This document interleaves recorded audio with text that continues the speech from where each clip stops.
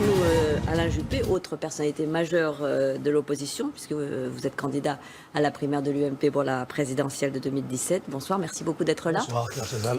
Alors François Hollande a répété plusieurs fois qu'il avait le cuir tanné, je le cite. Vous qui avez eu votre lot d'épreuves, Alain Juppé, et même un passage à Matignon qui a été assez difficile, il y a eu une assez grande impopularité à ce moment-là. Est-ce que c'est parce qu'on demande à un homme politique, au fond, une capacité de résistance? Oui, on lui demande surtout un projet pour l'avenir et pour sortir la France des difficultés dans lesquelles elle est aujourd'hui. Moi, j'ai écouté cette émission de bout en bout. Je me suis demandé à la fin, mais quel est le message que j'ai reçu? Et si je voulais le résumer, je dirais, voilà, ça ne marche pas, mais on va quand même continuer comme ça. Le président de la République a eu la lucidité de constater son échec. Il n'a atteint aucun des grands objectifs qu'il s'était fixés, ni sur la croissance, ni sur le chômage, ni sur les déficits, ni sur la dette, ni sur la cohésion sociale. Et pourtant, il n'annonce aucune nouvelle étape de son quinquennat et pas de nouvelles mesures. L'accent est mis... Probable non-hausse d'impôts. En tout cas, il annonce qu'il n'y aura pas d'augmentation des impôts. Ça me paraît extrêmement important sur la crédibilité du pouvoir actuel. Parce que vous ne lui faites pas confiance, vous ne le croyez pas quand il le dit. Écoutez, c'est très simple, ça n'est pas crédible. C'est d'ailleurs pas la première fois qu'on nous le dit. Monsieur Hérault nous avait déjà dit qu'il n'y aurait plus d'augmentation d'impôts. Le président nous dit pas d'augmentation d'impôts l'année prochaine pour qui que ce soit. Or, qu'est-ce qui se passe en ce moment même au Parlement ? Le Parlement vote une augmentation de la taxe d'habitation sur les résidences secondaires, qui va frapper les classes moyennes. Ensuite, on envisage d'augmenter la taxation des dividendes, ce qui va dissuader l'épargne de s'investir dans les entreprises. Et enfin, troisièmement, on annonce une augmentation des droits de mutation sur les ventes et les achats d'appartements. Comment voulez-vous qu'on croie le président de la République quand il nous dit qu'il n'y aura pas d'augmentation d'impôts? Et c'est ça sur à peu près tous les sujets. On a l'impression qu'il n'y a plus de boussole. Je vais prendre un autre exemple, si vous me permettez. J'étais aujourd'hui à Lyon. Il y avait la réunion des présidents des grandes agglomérations françaises. Eh bien, il y a un mois, le Premier ministre nous dit « le département, c'est fini en 2020 ». Il y a 3 jours, il va à Pau et il dit « vive le département ». Il y a une tentative de réforme territoriale tout de même. Comment voulez-vous qu'on s'y retrouve? C'est ça qui m'a frappé le plus, c'est cette absence de continuité et de visibilité. Mais Alain Juppé, est-ce que le pays aujourd'hui, et vous l'avez bien expérimenté vous-même, est-ce qu'il est capable d'absorber une thérapie de choc? Oui, je pense que les Français sont absolument conscients de la gravité de la situation. Parce qu'il faut bien voir dans quelle situation nous sommes. Nous sommes extrêmement vulnérables. On nous parle toujours de Bruxelles, etc.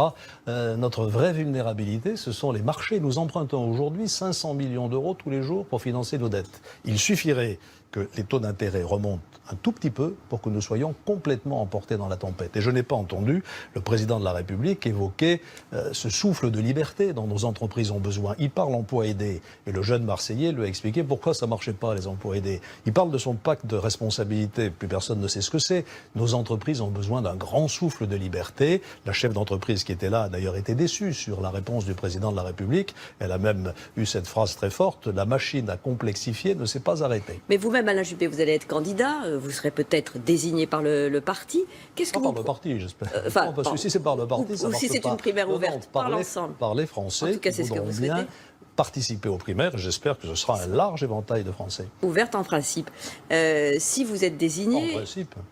Oui, enfin, bien sûr. Nous veillerons à ce que ce soit en fait. Oui. Si vous êtes désigné, est-ce que vous irez, j'allais dire, aussi loin que par exemple François Fillon le propose dans la réduction des dépenses? Parce que c'est un peu là la clé. Quand vous parlez de déficit, vous parlez de dette. On parle toujours, cette espèce de fantasme, qu'est-ce que vous ferez dans les 100 premiers jours? Moi, je serais tenté de... C'est un peu l'attente que l'on, évidemment, qui est légitime. Je vais vous parler, moi, des 100 jours avant, pas des 100 jours après, des 100 jours avant l'élection. Il faudra, et si je suis candidat, je m'y attacherai, proposer très clairement aux Français les 10 ou 15 réformes fondamentales sur lesquelles je leur demanderai mandat.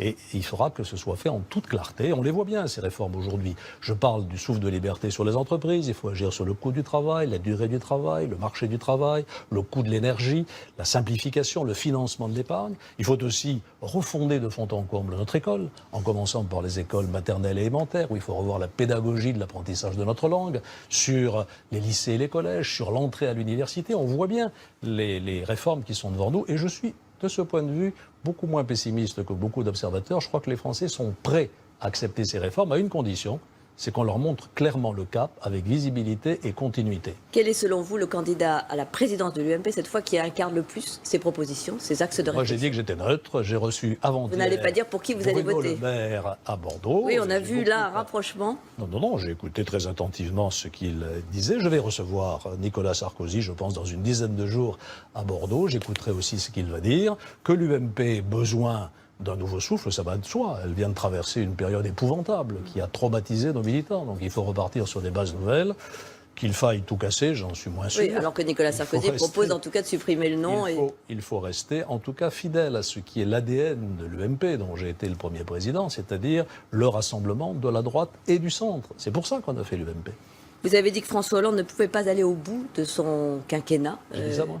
Oui, enfin, vous avez... Non, j'ai pas dit ça. Si, vous avez laissé entendre qu'il était aujourd'hui sans doute dans une incapacité à gouverner la France jusqu'au bout. Est-ce que ça veut dire que vous souhaitez une dissolution ? J'ai pas dit ça, j'ai dit que je n'ai entendu aucune perspective pour la deuxième partie du quinquennat. Et ça m'inquiète beaucoup parce que la situation dans laquelle nous sommes est extrêmement préoccupante. Et est-ce que vous pensez qu'il peut aller donc au bout, j'allais dire après l'émission d'hier soir, sinon, est-ce que vous souhaitez une dissolution ? Je ne suis pas sûr que l'émission d'hier soir ait complètement changé la donne, je suis même sûr du contraire. Pour le reste, nous avons des institutions, et cette espèce de fantasme de la dissolution, là aussi, c'est de la politique fiction. La dissolution, elle incombe au président de la République et à lui seul, ou à l'Assemblée nationale, si elle décide de renverser le gouvernement. Je ne suis pas sûr que les députés socialistes, aujourd'hui, soient prêts à retourner devant les électeurs. Ce qu'il faut, c'est nous préparer. Il faut que nous soyons prêts. 2 ans et demi, c'est à la fois beaucoup de temps, et je perçois la souffrance des Français dans tous les secteurs de l'opinion. On voit bien aujourd'hui, par exemple, que le monde rural et le monde agricole sont asphyxiés par l'addition des contraintes et des normes qui pèsent sur eux. Donc 2 ans et demi, c'est long, mais ça n'est pas trop long pour nous préparer et proposer aux Français une véritable vision de l'avenir. Parce que le seul point sur lequel je me sens en accord avec le président de la République, c'est quand il dit que la France n'est pas un pays condamné. La France a des atouts formidables, à commencer par cet extraordinaire climat entrepreneurial parmi nos jeunes, qui sont prêts à faire plein des choses. Voilà donc un point de rapprochement. In fine. In fine. Mais sur la méthode, on n'est pas en ligne.